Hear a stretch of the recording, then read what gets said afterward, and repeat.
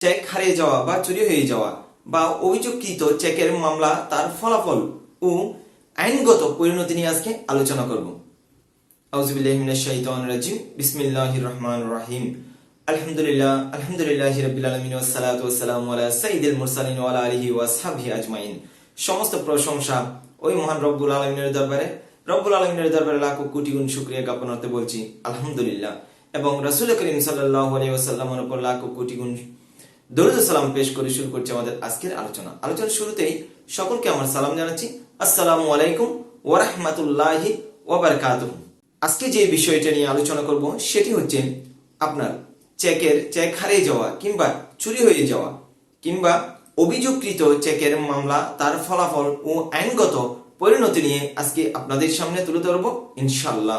পাওনা পরিশোধের জন্য চেক প্রদানের পর চেক দাতা কর্তৃক অনেক সময় মাননীয় আদালতে এই আবেদন উত্থাপন করা হয় যে আমার চেকটি হারিয়ে গিয়েছে। আবার চেকটি নগদায়নের জন্য ব্যাংকে জমা দেওয়ার পরে চেক দাতা ব্যাংকে চিঠি দিয়ে স্টপ পেমেন্ট করতে বলে, কারণ হিসেবে বলে যে আমার চেকটি হারিয়ে গিয়েছে কিংবা আমার চেকটি চুরি হয়ে গিয়েছে। এরকম অবস্থায় চেক প্রদানের প্রমাণের দায়িত্ব আসামির পর 1881 সনের এনআই অ্যাক্টের 118 ধারা অনুসারে অনুমান করতে হবে যে চেকটি তার প্রাপকের নিজ স্বাক্ষরে তার দেনা বা দায় পরিশোধের জন্য প্রদান করা হয়েছিল। এরকম অবস্থায় চেক প্রদানের প্রমাণের দায়িত্ব আসামির উপর বর্তায়।